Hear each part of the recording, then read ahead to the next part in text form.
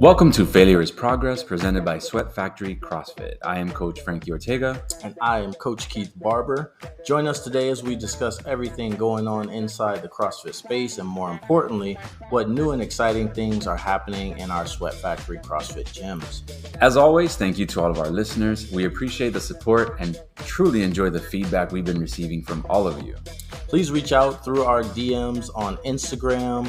If you aren't already following us, please do so at Failure is Progress, all lowercase. And now, on to today's episode. All right, once again, we are back with another episode of Failure is Progress. Yes, it has been quite some time since we've had a chance to record, but for the longest time, we're here. We are back. We're here. Don't even know what episode it is, but it's all good. It's one of them. Just the next one step forward. How you been, my brother? I'm doing well, sir. I can't complain. A lot of things have happened. A lot of things have are happening. Yep. We're doing it. We're living life. We just had Halloween pass. Halloween just came. Looking forward to Christmas giving. And if you're not listening to Christmas music by now, like, what is your life about? Man, Mariah woke me up. That's what I'm saying. On Saturday, I was like, "Oh, I thought you meant like tapped you on the shoulder." That's crazy. No. Speaking of Thanksgiving, we have our Friendsgiving workouts happening at the gyms. Claremont will be doing on the 16th, I believe. Yes, sir. 8:30 a.m. And Afterburn and Groveland will be doing the week after on the 23rd. Wad and Potluck. Still not sure of the times at my gym. You guys are only doing 8:30. I think we might do 2 workouts that day. But yeah, we just got the one time to 8:30, but that does not mean that you can't come. If you're like, "Oh, I don't feel like waking up that early. It's a Saturday." I get it. But still come here at 9:30 once the workout's done. Get some grub. We do have an announcement that we're going to drop on y'all. This is a hot take. You're not going to want to miss it because, we got some stuff. Things are happening, like we said, living life.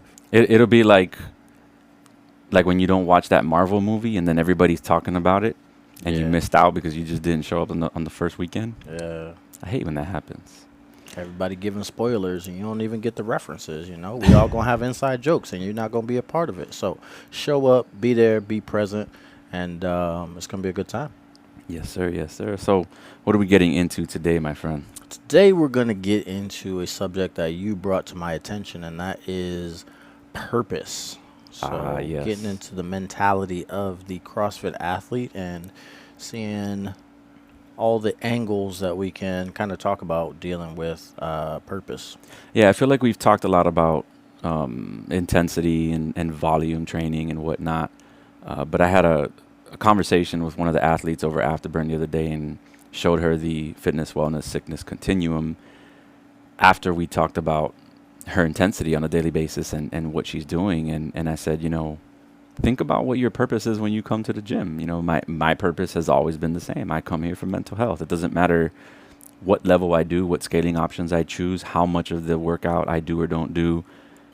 At the end of the day, I fulfill my purpose every single time that I do my workout. So think about your purpose, right? And I think it's important for the athletes to have that perspective when they come to the gym.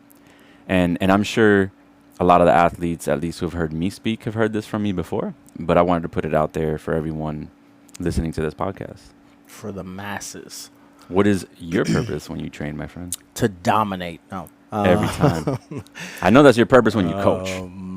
Yes, I stand over people and let them know how much they suck. No. No, you guys are amazing. Don't be trash. Just don't be trash. Yeah, exactly. That's my only coaching cue. Just don't mess it up.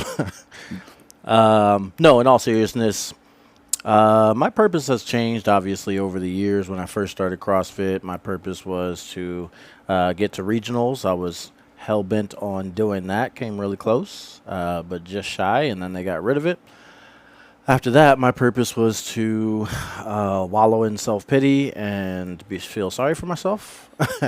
After that, I can't with this guy. My purpose was to just get really jacked and become a really awesome Olympic weightlifter. My purpose after that. So you only became a really awesome Olympic weightlifter? Yeah. The jack I'm part still didn't. waiting on the jacked part. That hasn't quite happened yet. But I have a pretty snatch. Pause. Um, yeah. So after that, then I went into more of just like moving, just because that's what I've done my whole life. I've never really not dedicated time to purposeful movement. And now I'm in a stage of my life where I just want to be able to keep up from a competitive standpoint.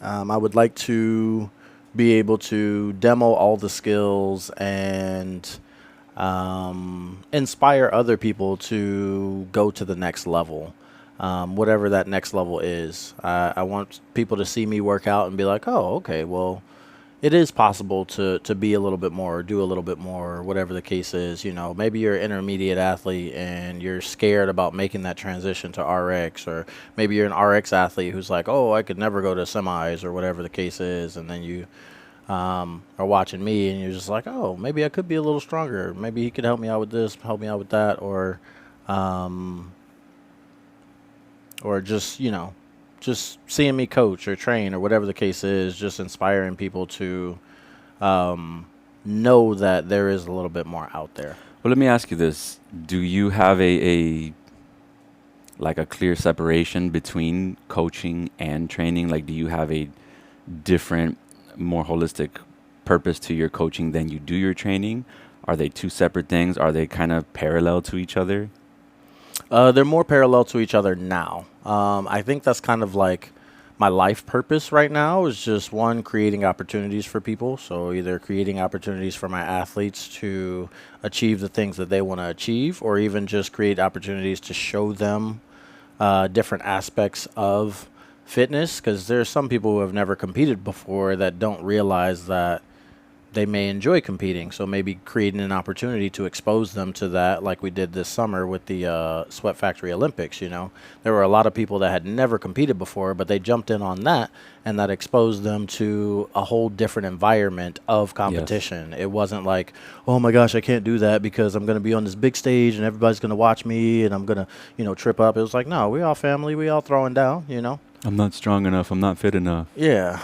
So, yeah, just creating that purpose, just my purpose is to create opportunities for individuals, and I would like to, hopefully, through coaching and training, just be inspirational. I like that, man. I like that.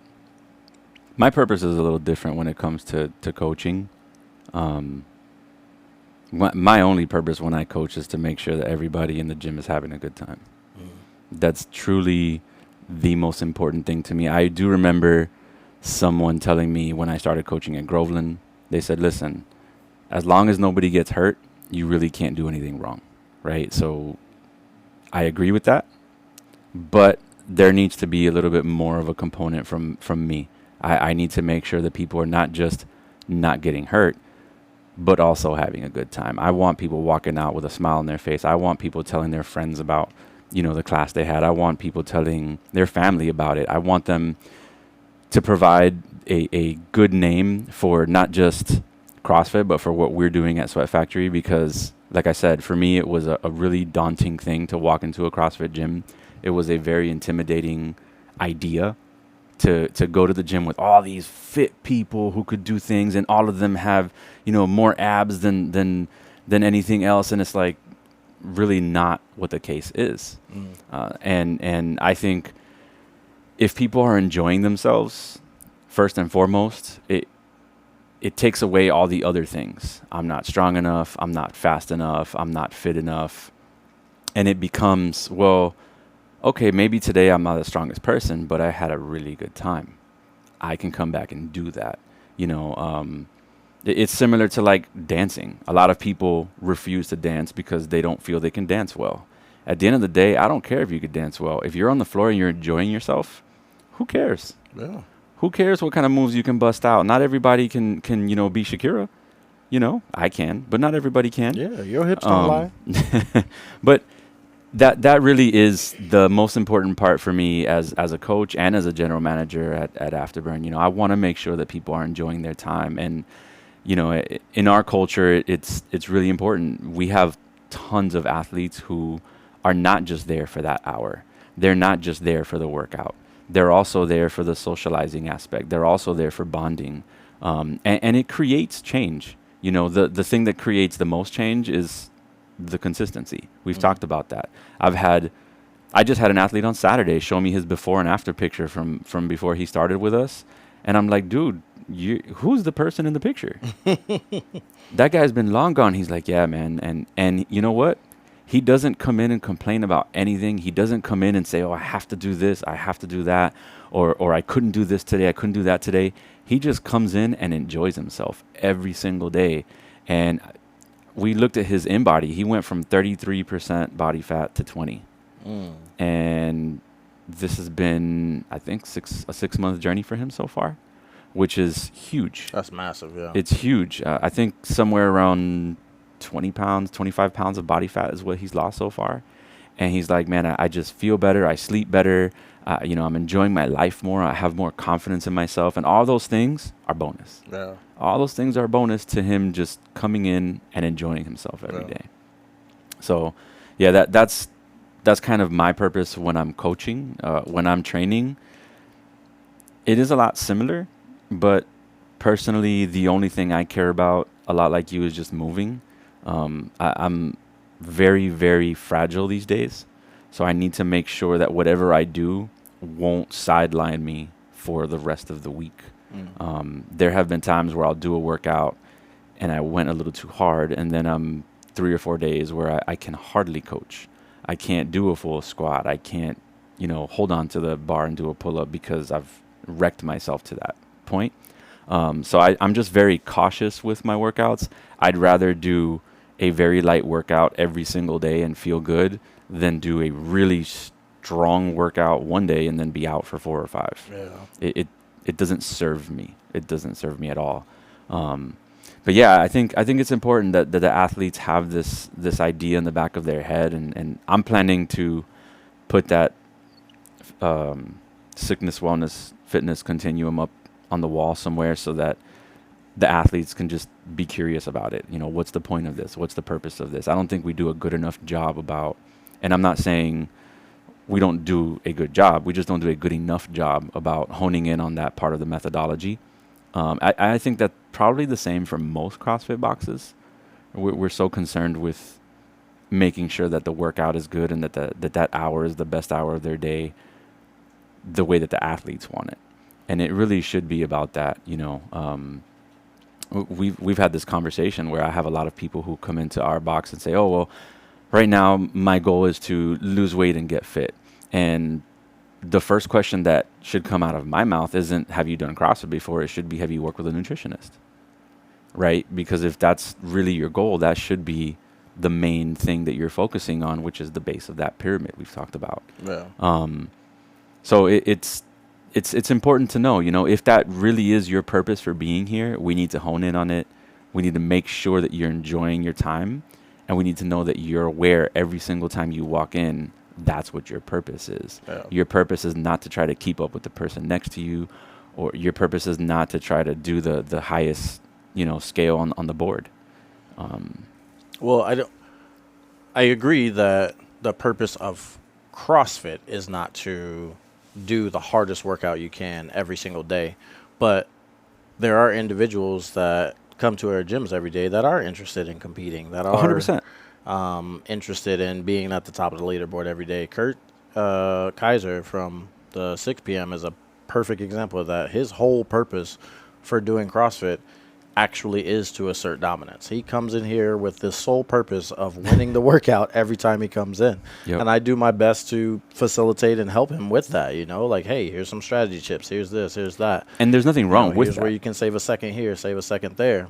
But the problem I think that you're addressing is that when people have that purpose and then also think that that's going to help them either be fitter or be healthier or whatever the case is. They're coming in complaining about elbow pain and back pain. Kurt very rarely complains about pain. He complains about everything else. But no, I'm just kidding.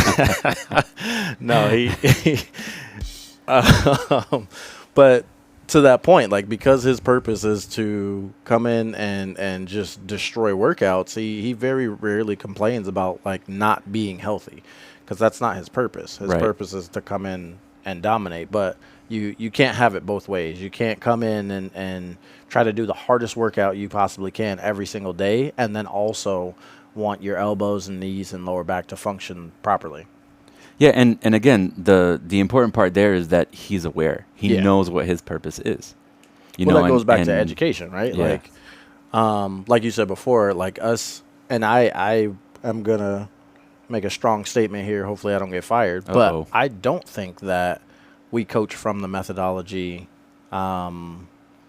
enough, or even to the extent. Like, how many of our athletes know what the definition of fitness is when it pertains to CrossFit? Right. You know what I mean? How many of them could actually tell us the definition of CrossFit when it pertains to CrossFit? You know what I mean? Like, if you walked up to one of our athletes and said, "What is CrossFit?" they'd be like, "Oh, it's this thing that we do in the gym with barbells, and, you know, we have a great community." And there's nothing wrong with that answer. But again, it just doesn't come from the methodology itself. And just so that the listeners are aware, fitness is work capacity across broad time and modal domains, right? Did I get that right? You did get that right. There is one extra piece at the end that you can add in for longevity, but that is there's another term for it, but it is across the rest of your life. Yeah. But that there's another term where they use that, right? Vitality. Vitality. Yeah. And again, for the listeners, CrossFit is constantly varied functional movement executed at high intensity. Swag. Right? Frankie knows his stuff. I mean, I tangent. can't study and not know. When you gonna take this test, though? I'm supposed to take it by the end of the year. You're supposed to, or you are? That's the. I need some commitment, Frankie. Well, I'm already committed because I already applied for it and it's already been accepted. But I want to make sure. A date, though? I haven't because the studying hasn't been. That's not commitment. I'm gonna take it on the day that I take it. Yeah, I'm like I said, I'm studying. I still got to brush up on programming, and I still got to brush up on. I think I'm good with the nutrition part. I got to study programming, and there's one other part that I told you I got to study up on. Anatomy. I got to study anatomy really well because that part I really don't know. But yeah, man, for those that are listening, I've officially applied for my level 3. Burr, burr, burr, burr, burr. Yeah. Going for that L3, trying to get a level up. Trying to be like you, man. You should set your sights way higher. But I've already got the 6'2" part down. Yeah. I just got to work on the rest. Yeah. Got them knee extensions. I see you, boy. I see you, boy. Side note, do you know that that's a thing now? I do know that people are actually having surgery to get be taller. Yeah. My question is, like, unless you extend all of the joints, like, then you're going to be disproportionate in some way. You know what I mean? Like, if you extend 3 inches on each knee, then you're just going to have these short arms. You're going to be taller, but... Well, I'll tell you this. As a short guy, Yeah. I can tell you this part, okay? Anytime I have ever bought pants, they're never my height. They're always too long. So maybe they're just doing the surgeries to accommodate that. Because, like, I could buy shirts all day and they always fit. But when I put on pants, it's like, damn, there's like 4 inches extra pant I don't need. Yeah. So maybe they're just trying to accommodate that part. I get that because back in the day when I was a lot smaller. When you were 12? No, when I graduated high school, I was 140 pounds, my dude. But you were still 6 something, right? Yeah, I was 6'2", but I was 140 pounds. Like, that's small, my dude. That like, is I small. look crackhead skinny. But I wore a size 30 jean. But usually size 30 jeans is 30 in length, too. So I had high waters all the time. Looked like I was waiting for a like flood. capris. Yeah. Yeah, man, but Yeah. there's that happening. So Living life. going back to it, right? Yeah. How many of the athletes are aware of what CrossFit actually is? How many of them are aware of what fitness is?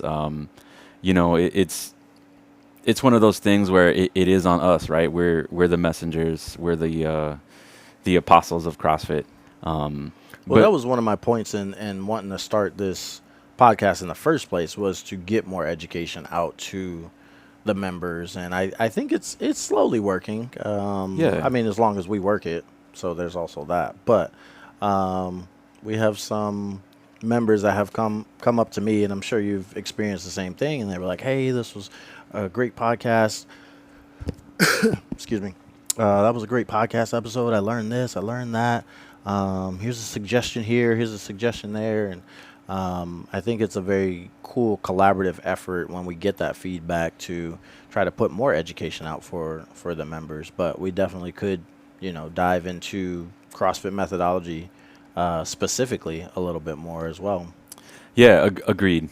I had oh man, I had someone last week during the kettlebell assessment who was very adamant about the fact that she didn't understand why we had to do snatches for a kettlebell assessment, because the snatch just doesn't, you know, she hurts her hand every time that she tries to punch up, and I really wanted to get into the lower half of the 10 general physical skills and say balance, accuracy, coordination, agility. If you don't have those, it's hard for you to accurately punch and not hurt yourself. But I said, is this Side something? note with that, guys, we have to realize that this is a metal object that is pressing quite aggressively into your forearm. Yeah. There is no technique that is going to allow you to experience zero discomfort while you're doing kettlebell snatches. You are going to get to a point where you get to a rep range where it's going to start to affect you somehow. It may not be super painful, Right. but at the very least, it's going to be uncomfortable. I think people think that, if they experience any type of discomfort at all, then they're doing it wrong. And it's like, no, it's a metal object that's literally resting on your body, and usually it's not super light. So Yeah. if you put a 53-pound metal ball on your quad, if you're laying on the floor and you just rest it on your quad, you may experience some bruising, even Yeah. though you're not crashing it into your quad. Just that metal object like beating down on you is going to give you some discomfort. So it might not be your technique. It's just a movement that, you got to get used to that. What you can do is buy some of those super thick old school 80s wrist sweatbands. Those usually help. So I don't think anything's going to help with that. no, it does help me a lot. I have some sweatbands that I use for kettlebell snatches, and it helps a ton. I don't get any bruising. I don't get any discomfort whenever I turn over. So if that is something you're experiencing, my point is, it might not be your technique. It might just be the fact that you have this metal object pressing into your forearm, and that is okay. Get some sweatbands. If it really hurts that bad, get some sweatbands. Maybe we could stop complaining. No, we I'm could just duct tape a pool noodle, half a pool noodle to That their too. arms, and then that too. I say we just super glue it. Yeah, that way they can't take it off. But yeah, I mean, I really wanted to get into this discussion with the athlete and But you were saying about the kettlebell snatch? yeah, Oh, okay. yeah, and as she was complaining, I was like, I really want to get into the 10 general skills about this. And then I said, hold on, Frankie, be smart. I said, okay, is this something you actually want to have a discussion about, or are you just venting and you want me to listen? And she was like, I just want you to listen. I'm like, good. My wife taught me something. I learned. I just got to listen and hold it in. She doesn't want to hear what I have to say. But it would have been a good discussion, right? Like, that's why those 10 general physical skills exist, because if you don't develop each and every one of them, there's going to be something. Like, in my opinion, there is a lot of accuracy and coordination involved in that snatch, so that you're right. It's always going to hurt, but it'll hurt a lot less, because I did that same assessment. I didn't get to what I wanted to do because I didn't have the aerobic capacity to get there, but I didn't have any pain. And I have to, because of the whole situation with me taking blood thinners, I can't do those snatches if I'm getting clobbered by the kettlebell, because I will look like my arms are just black. Yeah. I'll get bruised. I could even cause a blood clot from that. So I have to be very, very precise with how I do my kettlebell snatches. Yeah. But yeah, I mean, that's why those 10 skills exist, and the knowledge of them, the awareness of them is important too. Yeah. For sure. What other you said that's one of the reasons why you wanted to start this podcast. What other big part of the methodology would you love to throw out there? You think everybody needs to be way more aware of? Oh, the four models of fitness. I think all CrossFitters should definitely have some idea of what those are. That's a massive chunk of CrossFit methodology. So one of them that you already went over was the sickness, wellness, fitness continuum. You have the hopper, you have the 10 general physical skills, and of course I'm blanking on the last one. But those four kind of Would it be the three metabolic pathways? 3 metabolic pathways. You are absolutely correct. All right, I'm taking the test next week.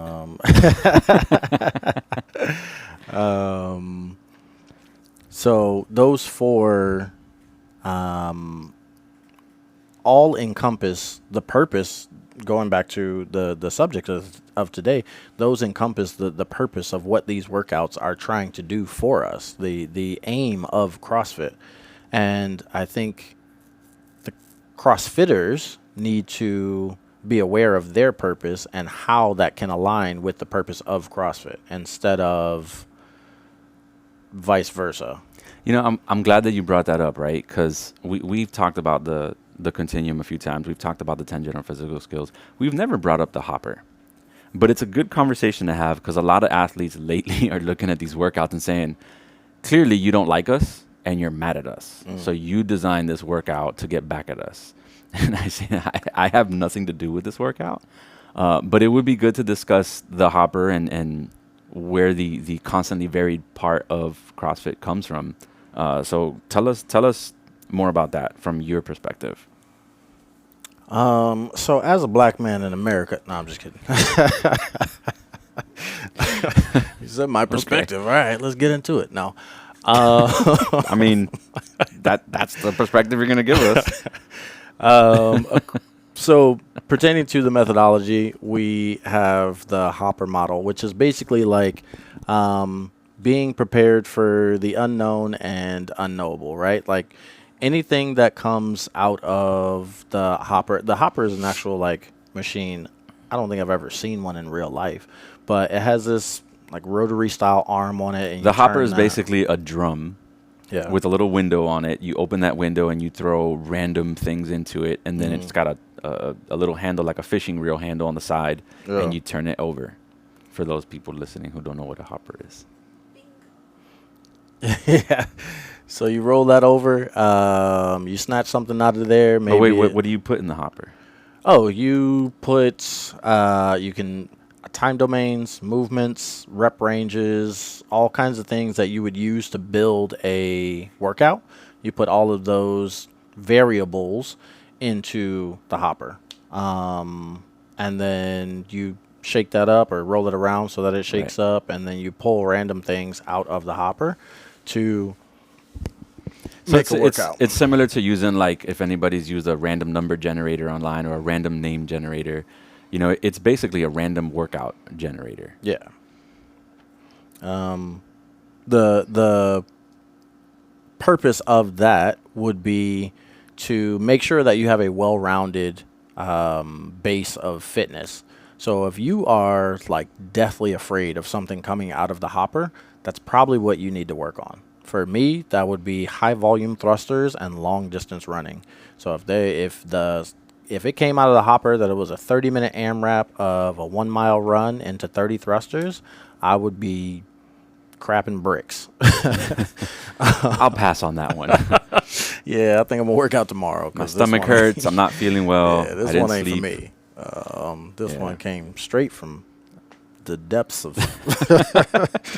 But yeah, I mean, and that's a good thing to go over, because like I said, a lot of athletes now are saying, oh, you know, you're making these to get back at us, and that's really not the purpose, right? Yeah. If you're looking at the workout and that's the thought that you're having, you need to work on those movements. Yeah. Right? The thruster is something that nobody likes. Yeah. Right? The burpee is something that nobody likes.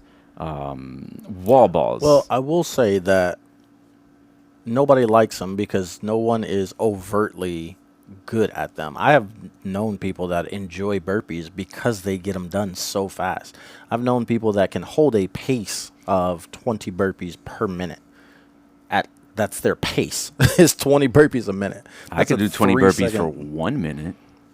Yeah, I can get That's 20 it. in a minute. Yeah, I'm not doing anything after that. but- 1 minute AMRAP.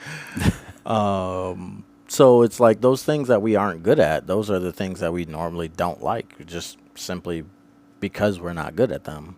The part I enjoy is when they come into class and they see the workout and they hate the workout and they complain about the workout. Then they do the workout You like that part? and then they're like, "No, I'm telling you the part that I like. Oh, I okay. haven't gotten there yet." My bad. Come on, man. That started off The, rough. the part I like is where they're complaining about all this, and then the workout is over, and they're like, "Ah, it wasn't so bad."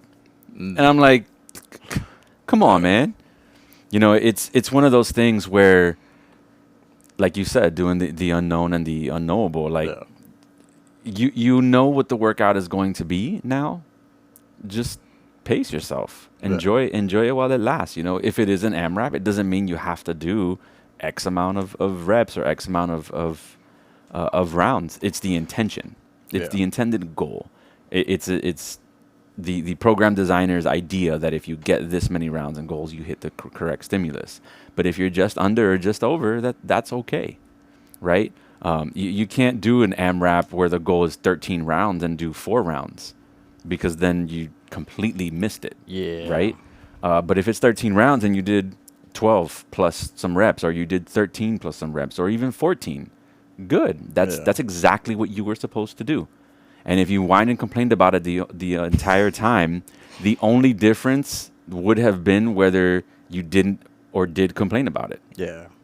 Because you still got the fitness intention and you still grew from it. You still got fitter from it. You know, you just would have had a better time if you didn't complain and whine about it. Just like, I'll give you an example. First time I rode a roller coaster, I was like, not going to do it. I don't want to ride a roller coaster. Never going to happen. It's scary as shit. Ugh. Then I had some friends talk to me and they're like, why don't you just give it a shot? You never know. But clearly people enjoy these because they're up and they're moving and everybody gets in line for them. That's why they have the biggest lines. And I said, you know what? You're right. I'm going to intentionally want to do this and try to enjoy it. And I ended up enjoying the living hell out of it. And then riding the same roller coaster 3 more times because the Incredible Hulk rocks. Was that your first? That was my first roller coaster. Yeah. It's kind of fitting for me that a Marvel character roller coaster would be my first roller coaster. Like, Fair enough. but yeah, I mean, doing the things that make us uncomfortable make us grow. Yeah. I think that the majority of human beings are aware of that, and they're still scared of doing them. But I think they're aware of it, right? Yeah. And I think if we do a good job as coaches of conveying that message and easing the blow, so to speak, so that they're a little more open-minded to what they're going to do, they'll enjoy it more. Case in point, enjoy yourself when you're at the gym. That's why you're there. Yeah. Don't come in and say, I can't do this. I'm not doing this. Who made this workout? What's wrong with you? Like, Coach Ackerman put up a good post recently, specifically to coaches, and he said, coaches, don't start your whiteboard brief with this workout is brutal. Yeah. Don't start your whiteboard brief with this one is gonna be rough. You know, maybe start out with something more like, guys, this is going to be hard, but you're all very capable of it. Yeah. Or this is going to be a long one, but you guys are going to be just fine. You know, like, give a little bit more of a positive spin to it and the perception changes. Yeah. I do that after I work out because I take the 6 a.m. class.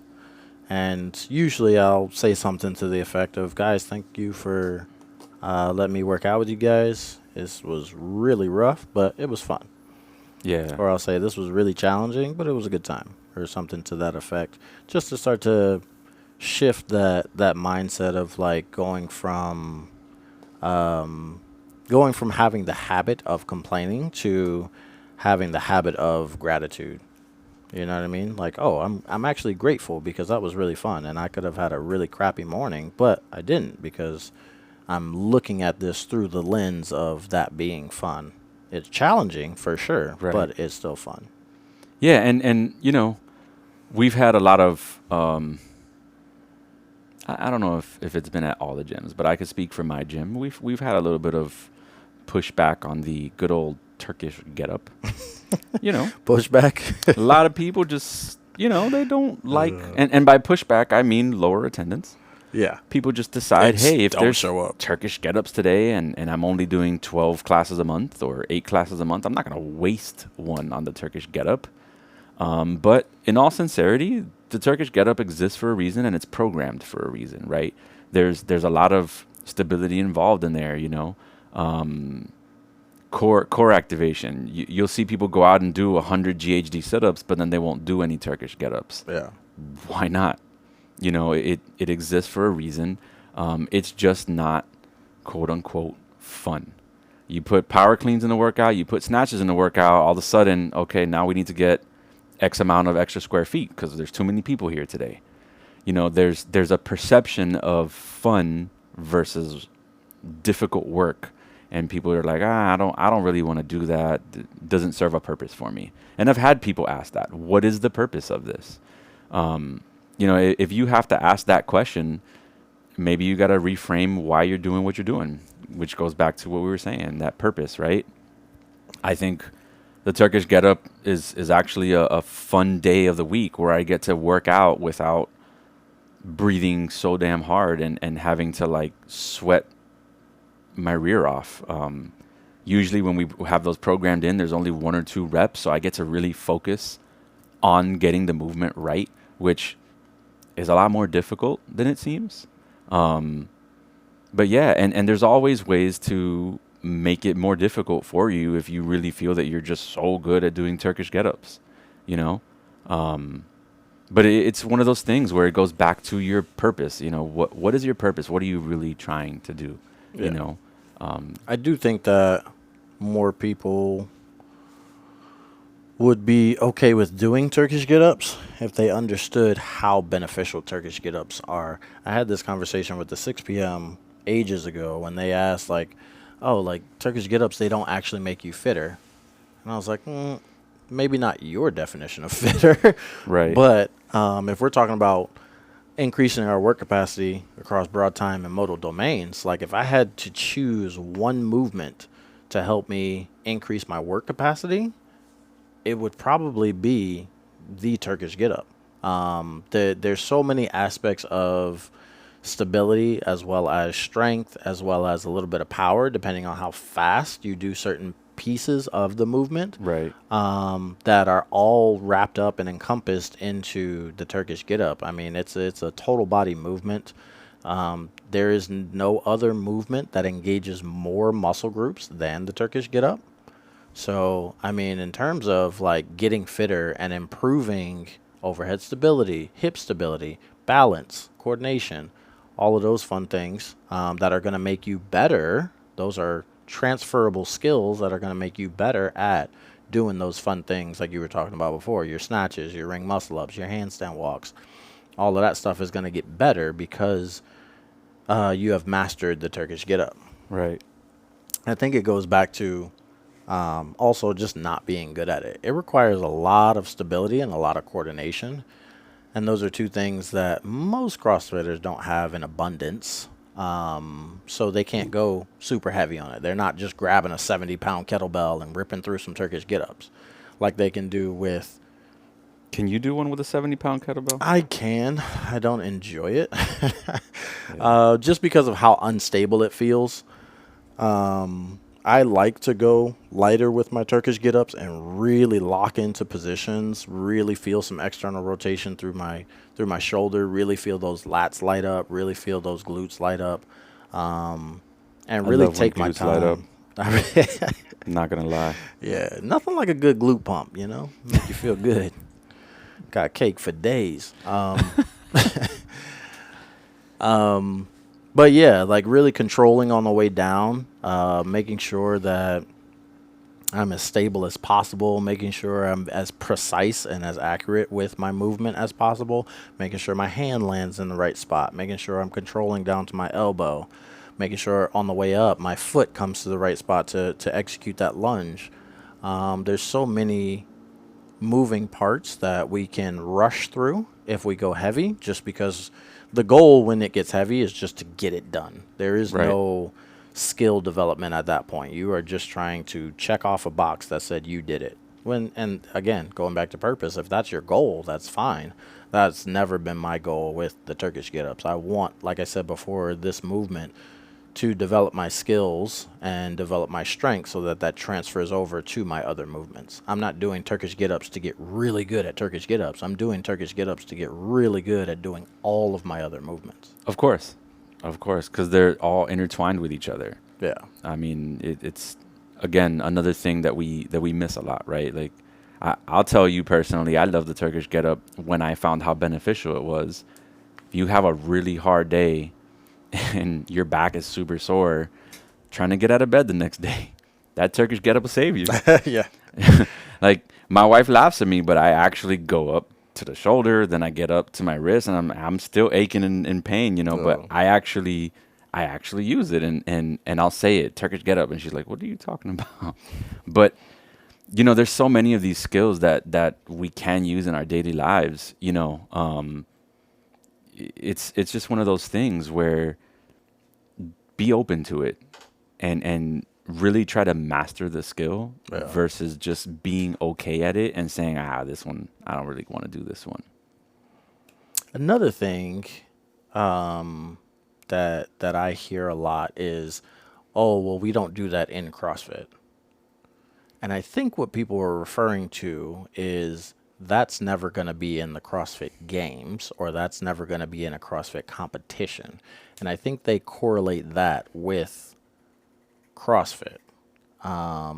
Competition, CrossFit competition, and CrossFit for GPP, which is general physical preparedness, are very similar, but they're not like completely joined together. Agreed. CrossFit competition deals with standards and a specific set of movements that can be standardized so that they can test athletes. CrossFit for GPP has the goal of, again, increasing your work capacity across broad time and modal domains over the course of your life through mechanics, consistency, then and only then intensity. That is the charter of CrossFit. And volume. Say again? Intensity and volume, right? No, it's just intensity. Just intensity. Yeah. Volume is a whole other conversation that we would have to dig into some like old school strength and conditioning principles for. But as far as CrossFit is concerned, yeah, it's just Cool. intensity. Maybe we can do a podcast on that at some point. I don't know. I mean, we definitely can. But what was I saying? Oh yeah, the charter. So yeah, that's the purpose there of CrossFit from GPP. So if you're looking at it through a lens, like, why am I doing these Turkish get-ups if I never have to execute this movement in a competition? You're absolutely right. But you're only training to be tested at that point. You are not training to be the best version of yourself that you can be. For you to train to be the best version of yourself, you're going to have to train for excellence, not for a standard. And I think a lot of people get that mixed up, especially when we start talking about movements like handstand push-ups or handstand walks. They're like, oh, well, the games athletes are full scorpion tail, kicking their legs, flailing all over the place. Right. And you're telling me to keep my ankles together and press up through my shoulders? Why do I have to do that? They don't do that. First of all, you're not a games athlete, so sit down. Second of all, if you only train for that standard and then they change the standard, you no longer have that movement. Right. You see it in the handstand push-up. Every time they change the handstand push-up standard, everybody gets all pissed off because now their reps are no reps now. Right. Well, if you trained for excellence, it doesn't matter what the standard is. You have that movement. There were so many people that I beat in 2018 when they switched up the movement standard to that weird wrist mark, and you had to mark it on the wall and put the tape line on the wall, and your heels had to go above the tape line. There's no reason I should have done as well as I did in that workout, other than the fact that They changed the movement standard, and a lot of people have been going super wide with their arms. They've been having these big, deep arches in their back. Their hands aren't as close to the wall. Their head isn't as close to the wall. So now they had to tighten up their position, and they weren't strong enough in that position to do handstand push-ups. Fortunately for me, I've been stalking Dave Durante since the day I started CrossFit, so I had a much tighter position on my handstand push-ups. Right. And I didn't do amazing in the workout, but I was able to get through the workout.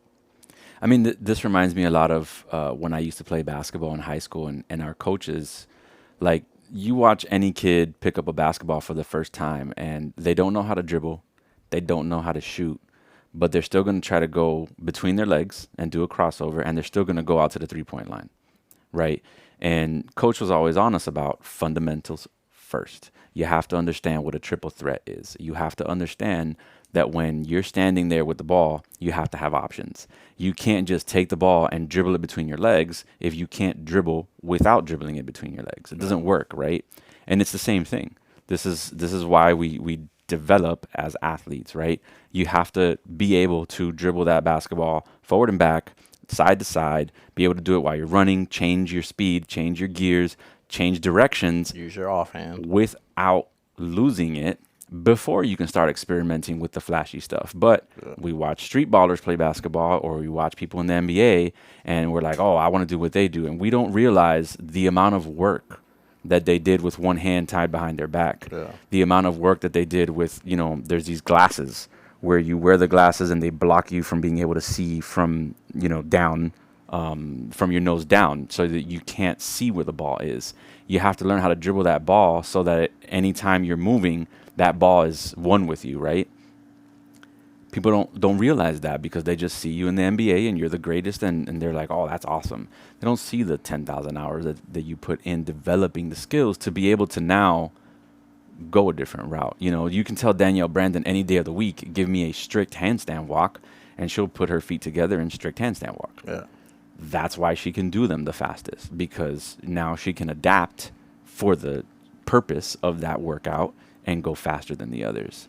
Or even doing things that they don't consistently practice on a regular basis. For instance, I don't remember exactly when it was, but it was I think it was the COVID year, when they had the basically semis was online qualifier, because we weren't allowed to have organized whatever. So one of the events was a freestanding handstand hold. There were so many athletes that are really good at walking on their hands that did not so great in that workout, because they only train walking on their hands, or they only train doing handstand push-ups on a wall. Those movements make you really strong and give you a lot of control with your momentum, but they don't build a ton of stability. You need a lot of stability to be able to stand in one place on your hands. And they weren't able to do that. Katrin Davidsdottir hit almost 3 minutes on her hands. She beat second place by almost 2 minutes. Wow. So that is somebody who has trained relentlessly on excellence, and it paid off in a very big way, you know? Right.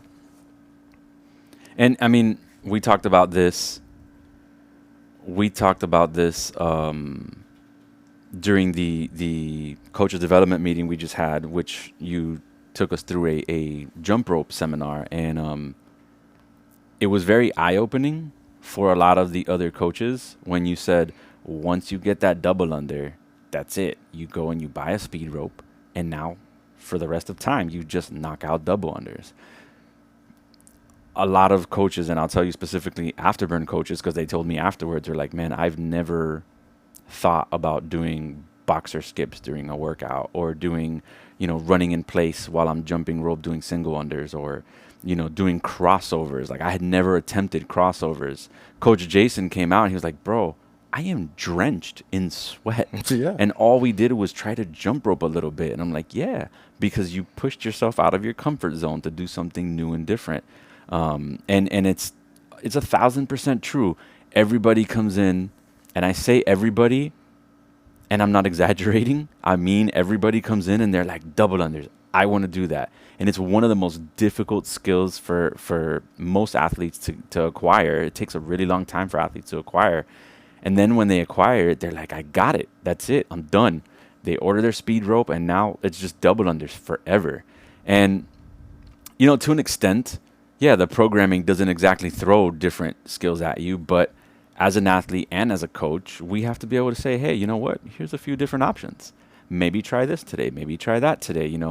Whenever I go through my progressions and do the RX Smart Gear progression, where you do the single leg and then the single leg and then the run in place and then try to go into the double unders and then add 5 each time, everyone's like, oh yeah, sure.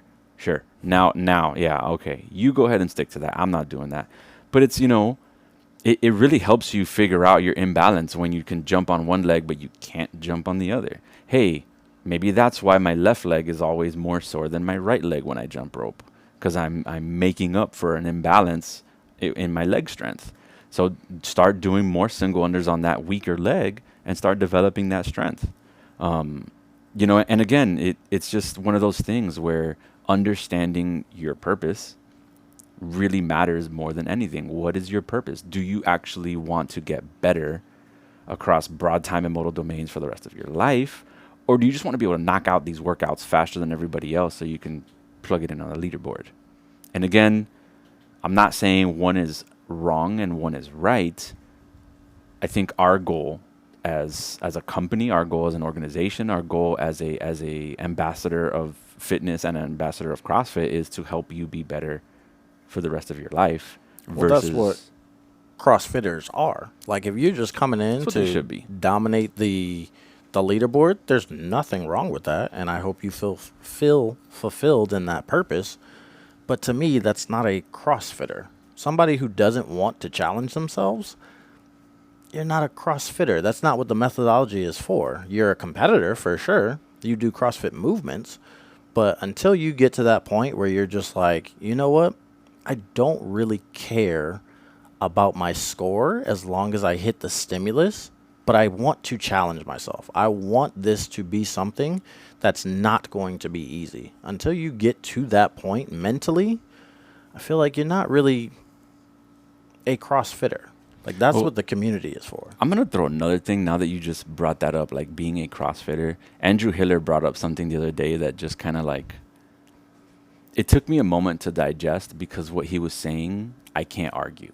I can't say he's wrong, but also it is probably the most difficult aspect, right? He said, you guys can say whatever you want, whatever, blah, blah, blah, but if you do not adhere to eat meat and veggies, nuts and seeds, some fruit, little starch, no sugar, eaten in quantities that don't support body fat or that support health and not body fat, you're not a CrossFitter. You can do all the other stuff, but if you're not taking care of your nutrition, which is the base of the pyramid for everything we do, you're not a CrossFitter. And I was like, that one hit me, right? I believe that is the most difficult part to truly adhere to if you are a true CrossFitter, especially in my specific shoes, where I've got 2 kids, my wife. We have a family that eats different ways and different tastes, and we go to social gatherings, et cetera. Like, it's very difficult for me to say that I adhere to that 100%, right? I do my best. Yeah. Right? I intentionally do my very best, but that doesn't mean that I am 100% doing that 100% of the time. Does that, in your opinion, mean that you're not a true CrossFitter if you're not adhering to that? Before I answer that question, I would like to address the source of this information. If we are close and you know me, you know how I feel about Andrew Hiller, but I won't get into that. Andrew Hiller makes basically a living off of creating controversy in the CrossFit space. He makes a living on saying things that he knows are going to what do the kids say now? Hot take, that are going to be a hot take, that are going to get people buzzing, that are going to make people upset. He Right. makes his living off of that. While I don't necessarily disagree with the statement, I disagree with the level of the extremity The to extremity. it. You know what I mean? Like I that's what I don't agree with. If you don't do that 100%, then you're not a CrossFitter. That's a little ridiculous. However, if you aren't at least giving some effort to that, I will agree with that Yeah. statement. If you are just disregarding nutrition altogether, you're not at least trying to eat, lean meats, veggies, nuts, seed, little fruit, some starch, no sugar, and keeping your intake to support exercise and not body fat. If you're not at least trying in some capacity, in whatever capacity you can that fits with your lifestyle and your emotional state. I mean, let's be honest, like eating can be very emotional sometimes. So if you're telling somebody who has a very psychologically unhealthy relationship with food, now you're telling them that they're no longer a part of their community because they struggle with this aspect of Right. eating. Like, that to me, that's not right. As long as you are trying, and like I said before, as long as you address this as something that is difficult and you are willing to accept that it's going to be difficult and you're going to get after it anyways, 100% you're a CrossFitter. So the same thing that I said about coming into the gym and being like, okay, I have all of these skills, but I still want to challenge myself today. I still want to try to develop in some type of way. That may mean I need to take a step back on this or take a step back on that. Or that might mean that I need to change a movement completely to something that I know I'm going to struggle with. For instance, if there are double unders today, maybe I'm doing single under crossovers because I know I can rip through 30 double unders all day, every day and not even be tired. That's a quote unquote rest during the workout for me. Yeah. But I know these 30 crossovers is going to be a struggle. As long as I can struggle with that and still hit the stimulus, go for it. And as long as you go in with the mindset that this is going to be difficult and that's what I want to give my effort to, same thing with nutrition. This is going to be difficult and this is what I want to give my effort to. As long as you have that mindset, to me, you are a CrossFitter. But if you're just disregarding it completely, like, oh, I don't need that crap. I know what I need to do. And as long as I'm hitting my macros, if it fits my macros, blah, blah, blah, I can eat Pop-Tarts and drink protein shakes all day as long as it hits my... It's like, all right, bro. Like, I don't think you're a CrossFitter. Yeah. You know what I mean? But as long as you're like, okay, I know the things that I need to do. They're going to be hard. I accept that they're going to be hard, but I'm still going to give my energy to that 100%. You just reminded me of, like, I heard Herschel Walker one time talk about his diet. He was an ex-football player, professional. I think he was a Heisman winner. I think he might have been a Hall of Famer.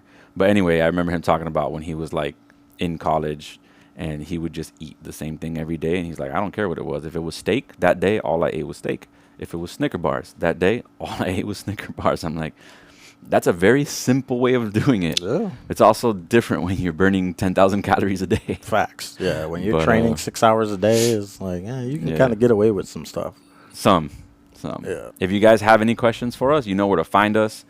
If you don't have any questions for us, you still know where to find us. Bring us some ideas. Tell us some things you want to hear about. And if you guys want to be on the podcast, let us know too. We might want to have a conversation with you. Absolutely. We did get some feedback that we need some more guests because y'all are tired of hearing from us, and that's okay. My feelings are only a little hurt. But if you want to be on the pod, definitely hit us up, and we can make that happen. I love it, man. All right, everyone, have a good one. Remember, Potluck at Claremont is on October 16th.